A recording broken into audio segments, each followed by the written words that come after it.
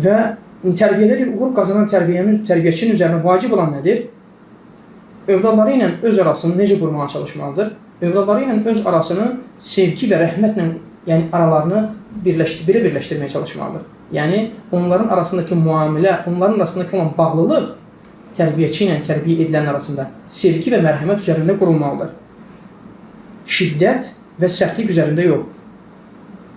Çünki deyir, uşaq böyündüyü zaman, yəni yeniyetmə yaşına çatdığı zaman onun deyir, sevgiyə və mülayim davranışa daha çox ehtiyacı olacaq, daha şiddətli ehtiyac duyacaq buna. Buna görə valideynin üzərinə, tərbiyəçinin üzərinə vacib olan budur ki, öz övladlarını tərbiyə etdiyi zaman onlarla tərbiyə metodikası, onlarla olan bağlılığı sevgi və rəhmət və şəfqət üzərində qurulsun.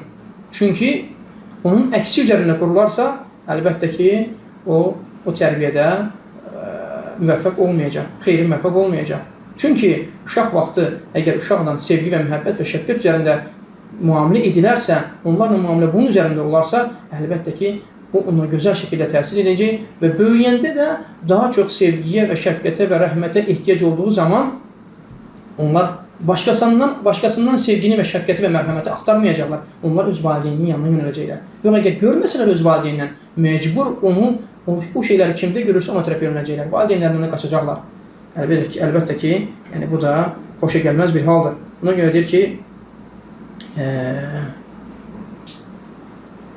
tərbiyə edən kimsənin tərbiyə etdiyi zaman tərbiyəsinin tam olması üçün mütləq sevgi, məhəbbət və rəhmət olmalıdır.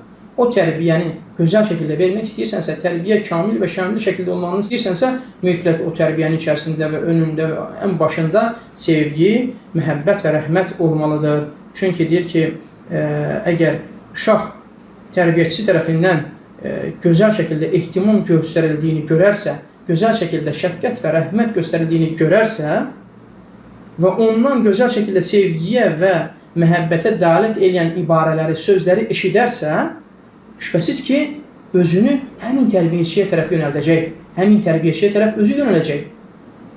Və tərbiyəçi ata, ana olsun, ana olsun və yaxud da ata, ana yoxdursa, o övladları tərbiyə edən əmi olsun, dayı olsun, kim olursa olsun, əgər belə bir müamilə ilə yanaşarsa, artıq o, hər hansısa bir şey nəsiyyət etmək istədiyi zaman, o uşaq ondan gözəl şəkildə, gözəl sevgiyə və şəfqətə və rəhmətə dəlalət edən kəlmələr eşidib, artıq da görərsən deyir, o uşaq onun sözünə həm qulağı ilə, həm qəlbi ilə qulaq asar, diqqət yetirər. Tam yönələr tərbiyəçiyə tərəf.